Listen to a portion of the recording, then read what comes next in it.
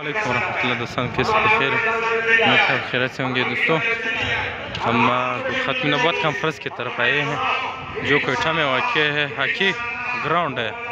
और आज अभी मुफ्ती के फैसला कि ये मुफ्ती के फैसला का बयान शुरू है ना, अभी बहुत दूर है, दिया से नहीं देख सकते हैं हम।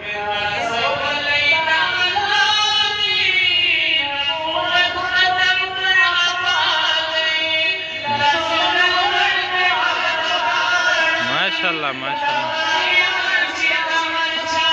माशाल्लाह दादी विने विने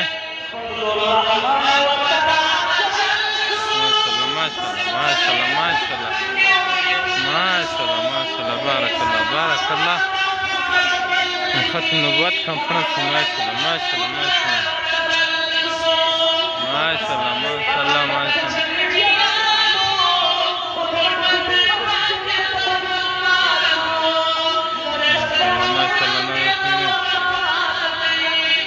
रश थी, बहुत ज़्यादा रश है अभी।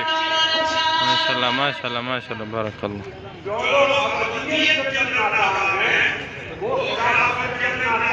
माशाल्लाह माशाल्लाह माशाल्लाह। वो स्टेज है, बड़ा स्टेज है, बहुत रश है अभी, आप देख सकते हो यार, बहुत ज़्यादा रश है, ज़्यादा रश है।